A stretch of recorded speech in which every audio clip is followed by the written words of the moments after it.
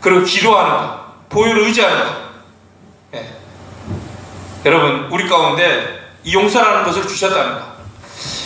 우리가 오늘 말씀을 듣고 다시 한번 결단하는 시간이 되었으면 좋겠습니다. 여러분, 우리는 분명히 구원을 받았습니다. 그런데 이 구원받은 사람들이 지금의 이 현실을 살아갈 때 세상을 이긴다고 하는 것은 결코 실제로 쉽지 않습니다. 여러분, 내 마음대로 일이 잘 안 될 때 짜증이 납니다. 그렇죠? 노력은 엄청 했는데 결과가 바닥입니다. 이때 이 신앙이라고 하는 것이, 우리 믿음이라는 이 자체가 그렇게 나에게 도움이 되지 않습니다. 근데 요한일서 5장 4절에서 5절 말씀 볼까요? 근데 분명히 복음은 현실을 이긴다라고 약속하고 있습니다. 한번 읽어볼까요? 시작. 무릇 하나님께로부터 난 자마다 세상을 이기느니라. 세상을 이기는 승리는 이것이니 우리의 믿음이니라. 예수께서 하나님의 아들이심을 믿는 자가 아니면 세상을 이기는 자가 누구냐라고 얘기하고 있습니다. 여러분, 복음은 현실을 이긴다는 말이 도대체 어떤 말입니까? 여러분, 내 안에 계신 이 예수님과 정말 함께 살면요, 실제 삶에서 승리한다라고 말씀하고 있는 겁니다. 여러분, 그러면 예수님과 함께 산다는 것이 구체적으로 두 가지를 의미합니다. 첫 번째는 어떤 현실을 직면했을 때, 어떤 고난을 직면했을 때 여러분들 죽을 힘을 다해 날마다 예수님을 붙잡아야 됩니다. 두 번째는 여러분들 공동체에 함께 해야 됩니다. 이것이 하나님과 함께 산다라고 하는 것이 산다라고 하는 것의 구체적인 의미입니다. 우리가 너무나 잘 아는 말씀이죠. 네. 고린도후서 4장 7절에서 10절 말씀 봅니다. 네. 읽어볼까요? 시작. 우리가 이 보배를 질그릇에 가졌으니 이는 심히 큰 능력은 하나님께 있고 우리에게 있지 아니함을 알게 하라 하니, 우리가 사방으로 우겨싸움을 당하여도 쌓이지 아니하며 답답한 일을 당하도 낙심하지 아니하며 박해를 받아도 버림받지 아니하며 거꾸러뜨림을 당하여도 망하지 아니하고, 우리가 항상 예수의 죽음을 몸에 짊어지면 예수의 생명이 우리 또한 우리 몸에 나타나게 하려 함이라. 아멘. 예. 여러분, 바울은요, 우리가 이 보배, 이 질그릇 안에 이 보배를 가졌다라고 얘기하고 있습니다. 여러분도 고린도 교회는요, 해안에 위치한 상업도시, 관광도시였습니다. 쉽게 말하면 부산이었어요. 또한 인천이었습니다. 그 당시 질그릇은 굉장히 싸고 아주 흔한 그릇이었습니다. 근데 이 질그릇의 특징이 뭐냐면 정말 싸지만 잘 깨진다는 거예요. 바울이 이 질그릇을 비유를 하면서 얘기했을까요? 질그릇을 통해 보잘것없고 죄에 쉽게 넘어지는 우리들의 모습을 비유하면서, 너희가 연약한데 질그릇 같은데 예수님이 너희 안에 들어오시면 여기 있는 것처럼 사방으로 우겨싸움을 당해도, 답답한 일을 당해도, 핍박을 당해도, 거꾸로림을 당해도 정말 어떤 상황에서도 이길 수 있다라고 이렇게 말씀하고 있는 거예요. 여러분, 이 말씀 우리가 너무나 잘 알아요. 그렇죠? 근데 여러분들 현실 상황에서 딱 직면했을 때 이게 가능합니까? 아마 지혜가 이 말씀을 알고 가지고 있어도 쉽지 않을걸요? 몸이 너무 아픈데? 쉽지 않습니다. 어떤 분위기가 압도될 때, 마음이 절망이나 염려로 가득 찰 때, 또 고통이 극심할 때 예수님을 정말 붙잡기가 정말 힘들거든요. 말은 쉽게 할 수 있습니다. 예수님 붙들어야 됩니다. 근데 당사자는요, 붙들기가 너무 힘든 거예요. 예수님도 공생애 하실 때 복음은 현실을 이긴다라고 수없이 설교하셨습니다. 그런데 막상 겟세마네라고 하는 이 상황에 딱 직면하니까 예수님 또한 솔직히 기도하신 거 아닙니까? 아버지 하나님, 이 잔을 내게 옮겨 주시옵소서, 이 기도합니다. 바울도요, 다메섹 도상에서 벌하신 하나님을 만나고 그렇게 열심히 사역했는데 로마서 7장 딱 가보니까 오라 나는 공고한 사람이로다, 이렇게 고백합니다. 바울이 막상 내 안에 있는 죄성 앞에 딱 직면했을 때 나는 공고한 사람이라고 고백하고 있어요. 공고하다는 말은 비참하다, 이런 뜻입니다. 바울이 너무나 비참한 거예요. 여러분, 예수님도 그러셨고 바울도 그랬습니다. 그래서 우리가 날마다 이분을 붙들지 않으면 여러분 안 됩니다. 여러분, 성경을 보면 고린도전서 15장을 우리가 흔히 부활장이라고 얘기합니다. 바울이 이 고린도전서 15장 말씀을 계속 고린도 교회에 반복하는 거예요. 날마다 부활을 붙들지 않으면. 부활을 붙든다는 의미가 뭡니까? 이 부활을 통해서 하나님이 정말 살아계신 것과 이분이 말씀하신 걸 다 실제라는 거예요.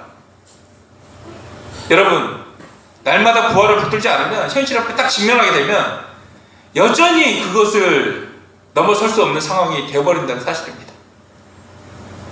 그런데 예수 그리스도의 부활을 통해서 우리 시선을 바꿔주셨다는 거예요. 하늘에서 땅을 바라보게 하시고 사건에 대한 해석을 바꿔버리셨습니다. 그래서 우리가 죽을 힘을 다해 예수님 붙들어야 되고, 죽을 힘을 다해 공동체와 함께 해야 된다. 제가 종종 말씀드리지만 1세기 때 초대교회 성도들 이름 앞에 디테디오스라는 이름 붙였습니다. 제 카톡 보면요, 영어로 디테디오스 동민이라고 딱 제가 프로필 그 메시지를 딱 해놨습니다. 이게 무슨 말입니까? 디테디오스 동민, 디테디오스 명운, 디테디오스 숫자. 예, 디테디오스라는 말의 의미는 결코 염려하지 않는 사람이라는 뜻입니다. 초대교회 성도들의 별명이 디테디오스였습니다. 이름 앞에 디테디오스라는 것을 다 붙였어요. 결코 염려하지 않는 사람.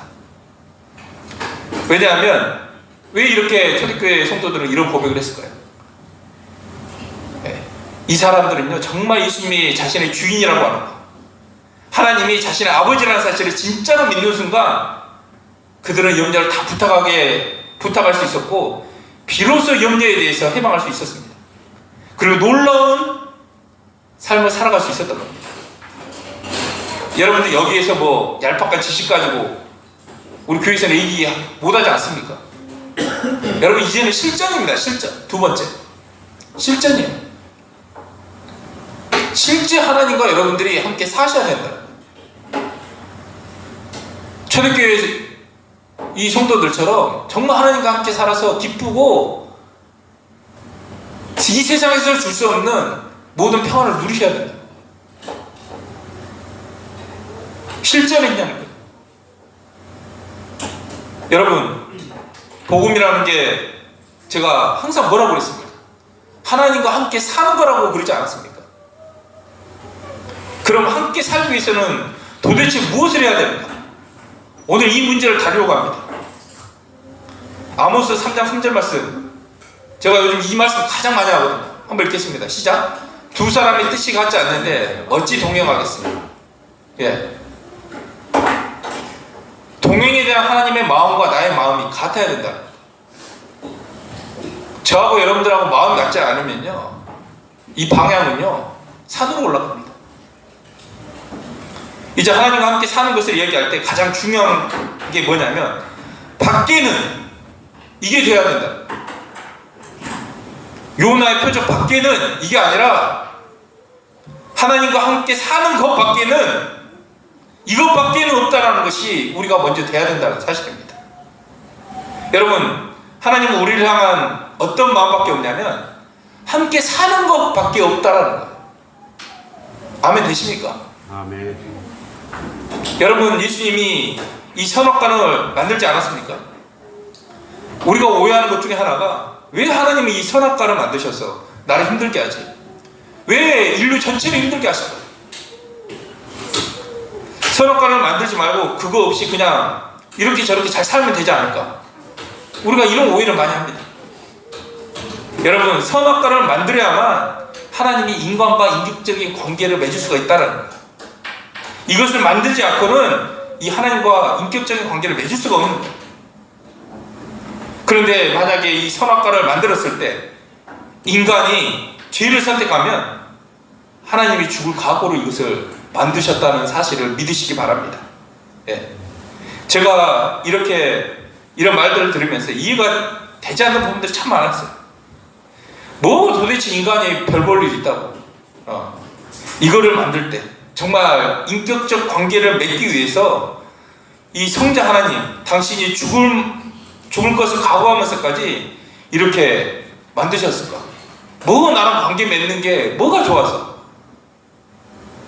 근데 여러분, 우리 하나님은요, 우리를 인격적인 관계를 맺는 존재로 만들었기 때문에 여러분들 기도 응답도 이렇게 바로바로 해주지 않습니다.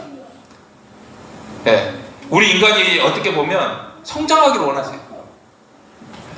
그래서 어떨 때는 응답도 안 해주시고 기다리게 하시고 고통 좀 어떻게 해주시는 게 아니라 하나님의 뜻을 헤아릴 수 있는 어떤 성장할 때까지 이 병을 치유하지 않는 때도 있습니다.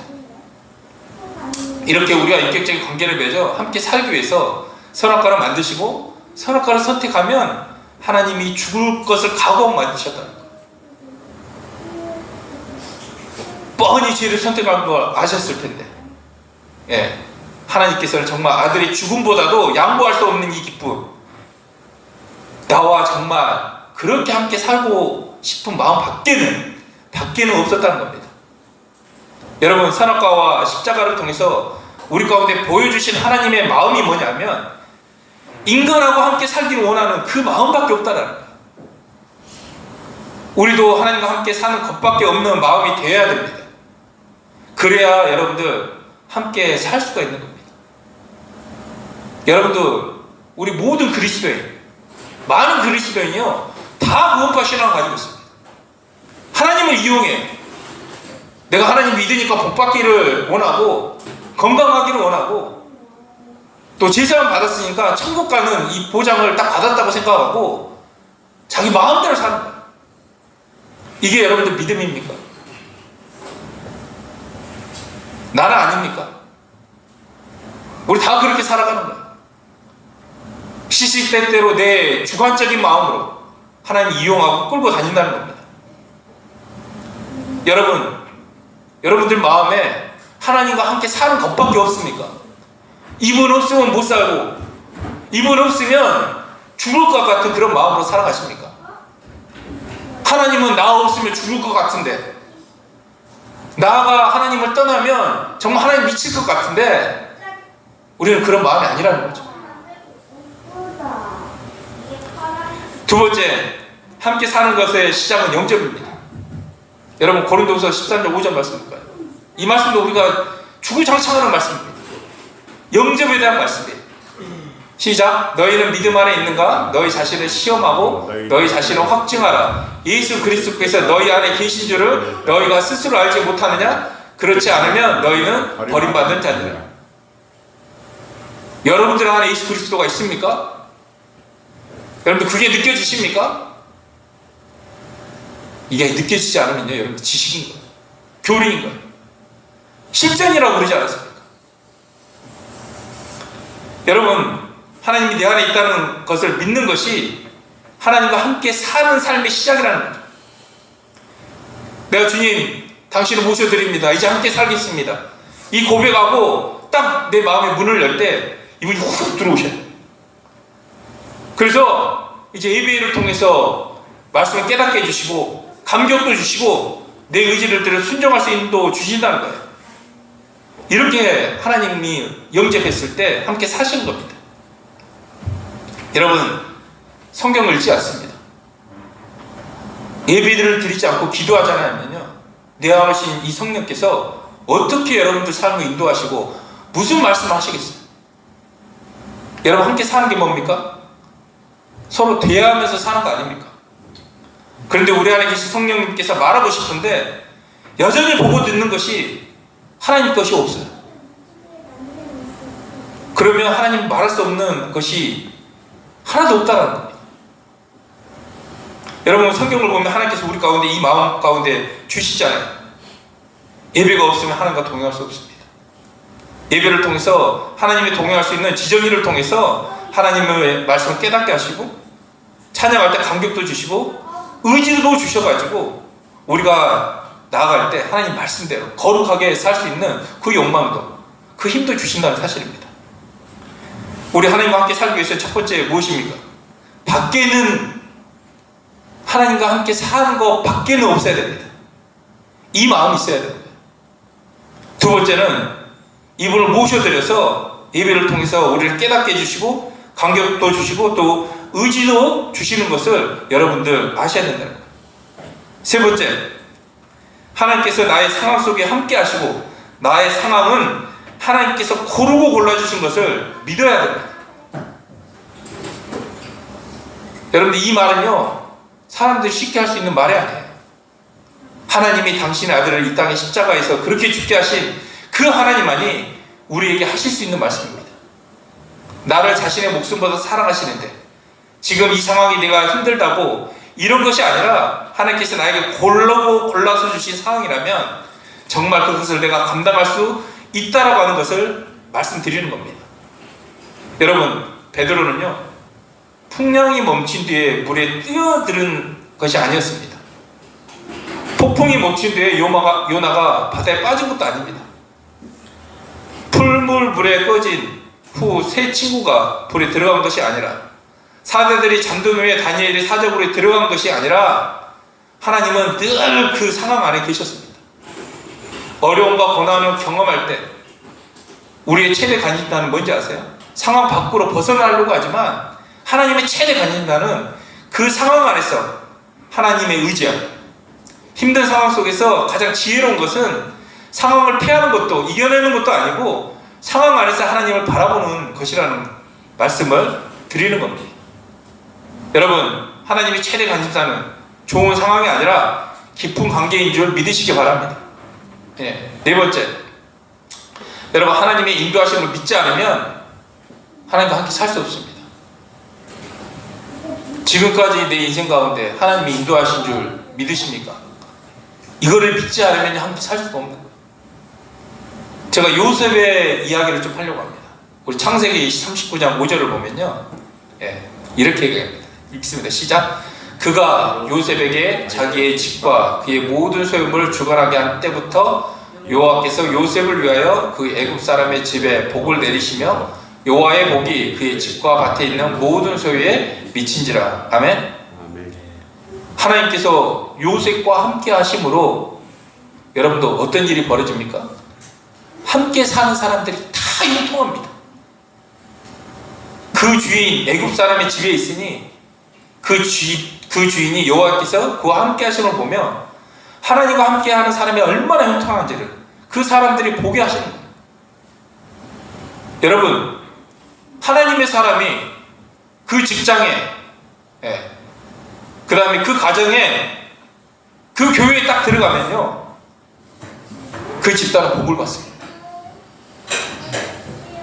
여러분, 요셉이 얼마나 하나님과 함께 있으면 그 요셉이 관리하는 그 집, 애국 사람의 집에 복을 내리시는데, 여호와의 복이 어때요? 그의 집과 밭에 있는 모든 소유물에 미친다고 얘기하고 있습니다. 여러분, 하나님의 사람과 함께 있다고 하는 게 복인 거예요. 복. 여러분, 옆에 있는 꼴배기 사람 있지 않습니까? 근데 그 사람 때문에 내가 복을 받는 거예요. 지금 우리 함께 하나님의 사람들, 함께 있는 사람들 때문에 우리 한 사람께 복을 받는 거예요. 믿으십니까? 아멘. 네.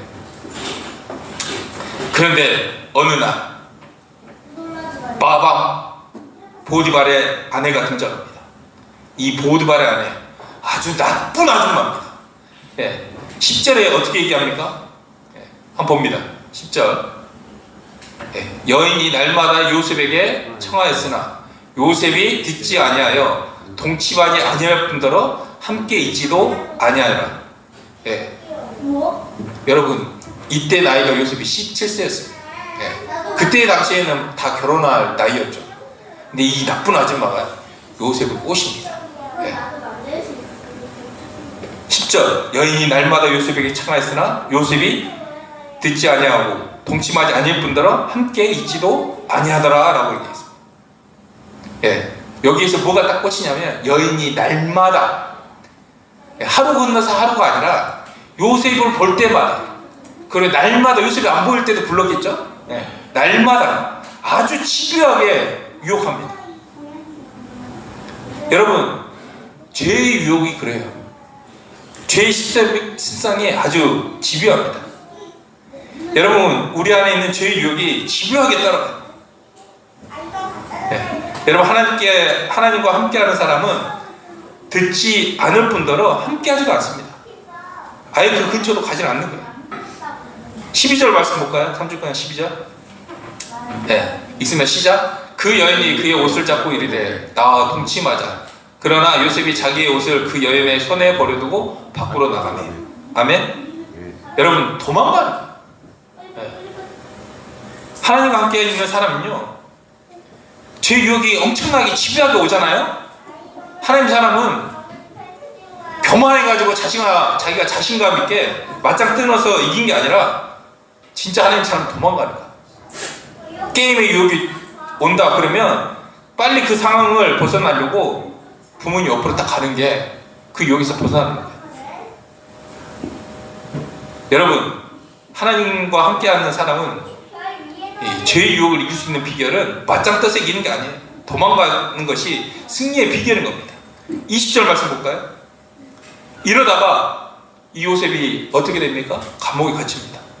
네, 읽으면 시작. 이에 요셉이 주인이 그의 집에 옥에 가더니 그 옥은 왕의 제수를 가두는 곳이었더라. 요셉이 옥에 갇혔습니다. 여러분, 요셉이 감옥에 들어갑니다. 네, 요셉 때문에 복을 받고 다 경험했어요, 주변 사람들이. 근데 그런 오해로 말미암아 감옥에 들어가요. 근데 하나님은 그때부터 일을 시작하십니다. 여러분들, 어떤 감옥입니까? 노예였어요. 노예면 진짜 살인범들, 진짜 열악한 감옥에 딱 갇혀야 되지 않습니까? 그런데 이 요셉은 어떤 곳에 갇히냐면 왕의 간수, 왕의 제수들을 가두는 거. 쉽게 말하면 지금 고위 정치인들이 딱 범죄하면 어디 갑니까? 서울구치소 가지 않습니까? 거기에 딱 들어갑니다. 어떻게 이 노예가 그쪽으로 들어갈 수 있겠습니까? 이거부터 벌써 역전에 어떤 하나님의 계획 속에 들어가는 거죠. 그러면서 21절 딱 보니까 노예에 있을 때, 제수로 있을 때 그곳에서 하나님이 함께 하시니까 모든 일들이 정말 형통할 수밖에 없는 거죠. 21절 읽어볼까요? 시작.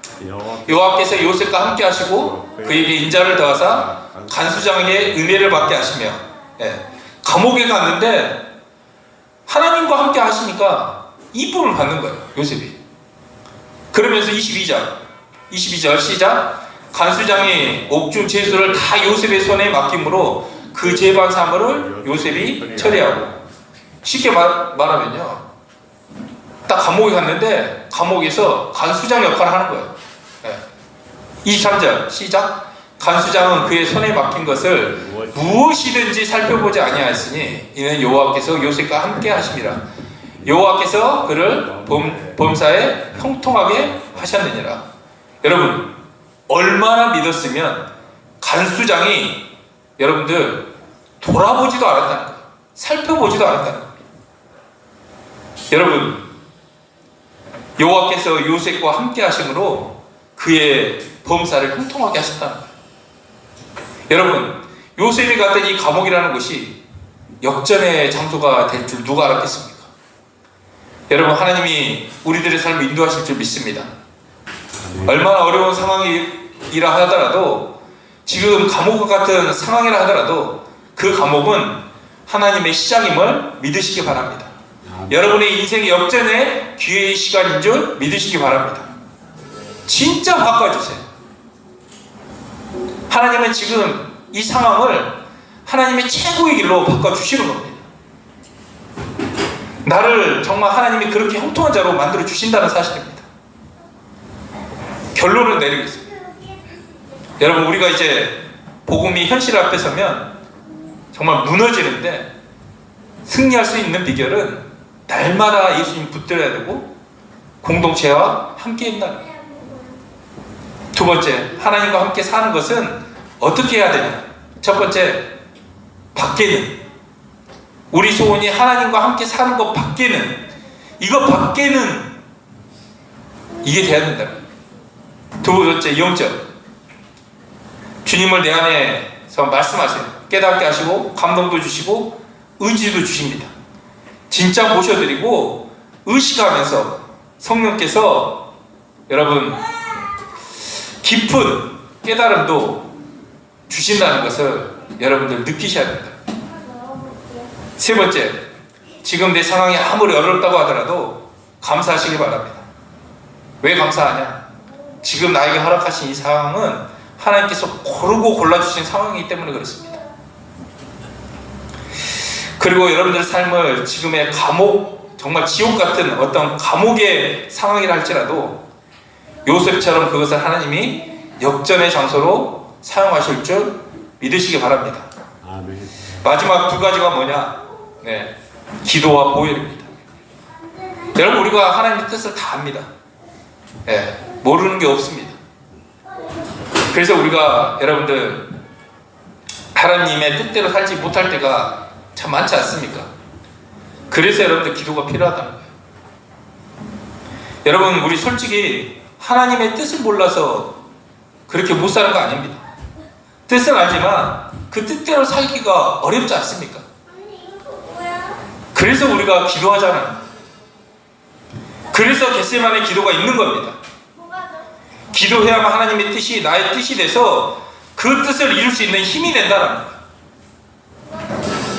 여러분들 힘든 상황, 고난의 상황, 어려움의 상황, 생활의 염려, 여러분들 많은 것을 겪고 계실 줄 믿습니다. 아멘. 근데 여러분들 기도하지 않으면요, 그 상황은 바뀌지가 않는 거예요. 기도해야만 하나님의 뜻이 나의 뜻이 돼서 그 뜻이 이룰 수 있는 힘이 생긴다는 겁니다. 우리 마지막 보혈인데, 이 보혈을 꼭 이야기하고 싶은 것은 우리가 죄를 짓습니다. 목사님, 저도 죄를 지어요.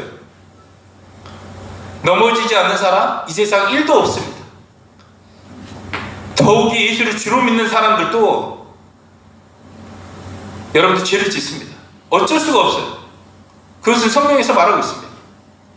그런데 죄를 짓는데 하나님께서 우리 가운데 보혈을 주지 않으면 이 죄는 하나님과 인격적인 관계가 끊어져 버립니다. 예수 믿는 사람, 이 사람이 죄를 지으면 구원을 상실하는 건 아니지만 인격적인 관계가 끊어져 버린다는 거죠. 여러분, 우리 늘 죄를 짓지 않습니까? 죄를 지으니까 예수님의 보혈로 우리의 죄가 사하지 않으면 하나님의 관계가 회복될 수 없다는 사실입니다. 그래서 여러분들 날마다 보혈을 의지해야 돼요.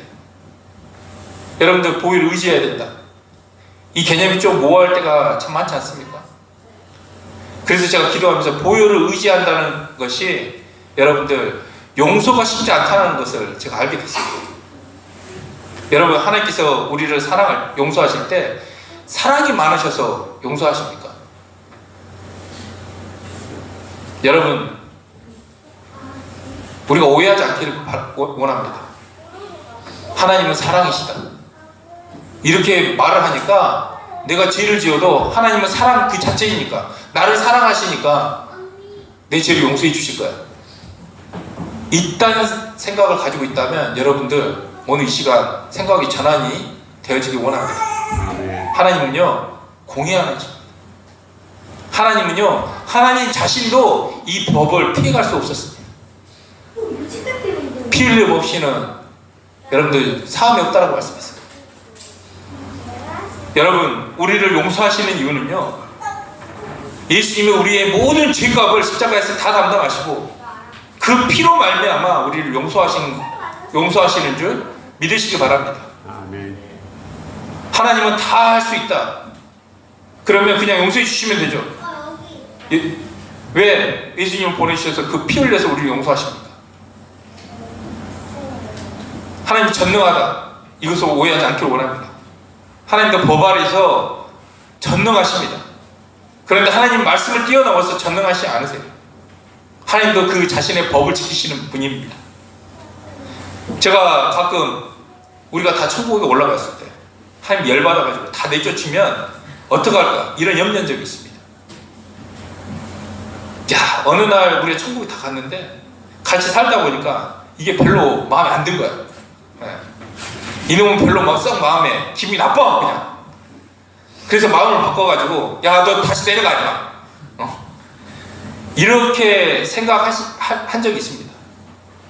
근데 여러분, 하나님은 이런 분이 아니세요. 그렇게 못하세요.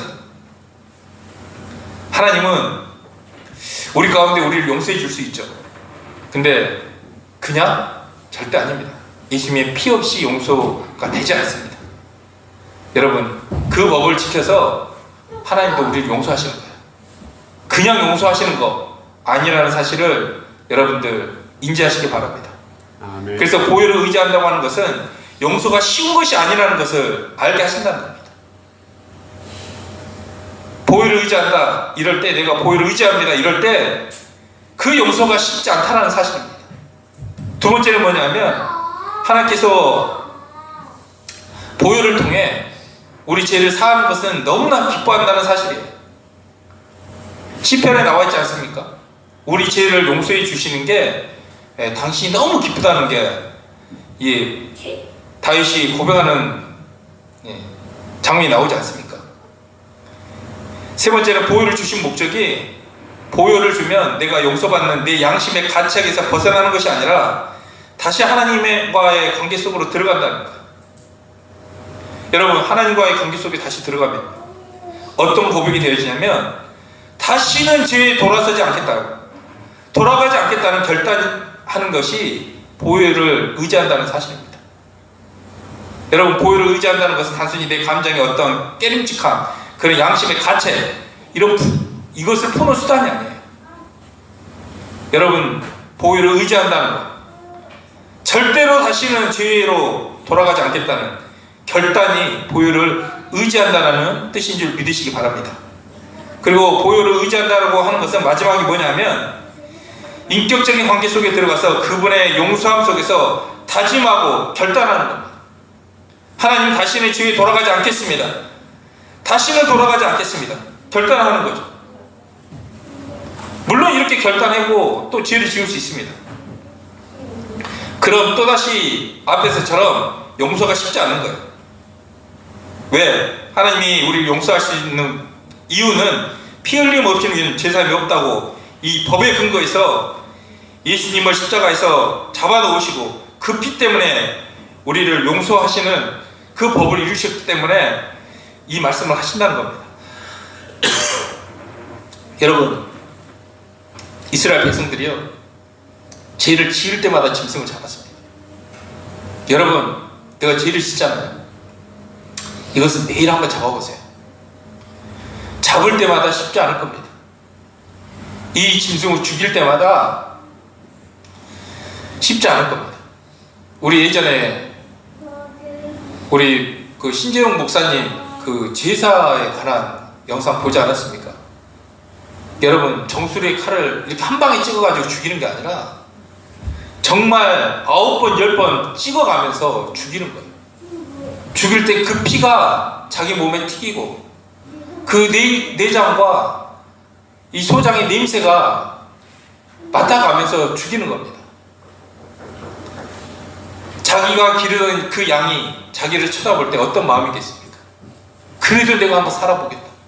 그 종소리에 칼을 꽂고 내리 찍으면서 한 번에 안 죽으니까 정말 피가 낭자하게 터질 것 같이 그렇게 찔러가면서 여러분들 그 죽여야지만 용서를 구하는 거예요.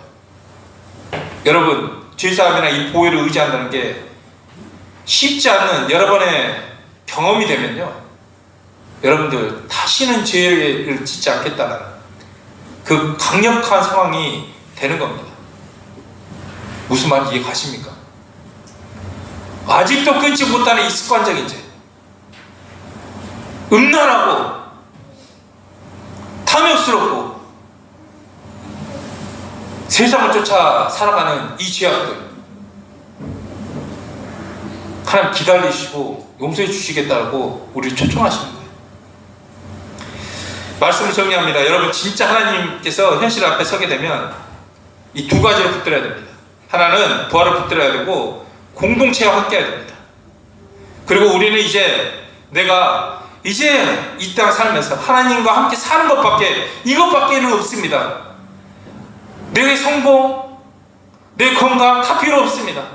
어떠한 상황에서든 이제 하나님과 함께 사는 것밖에, 당신의 그 마음이 나의 마음과 이제 동일합니다. 이 고백이 되어진다는 거예요.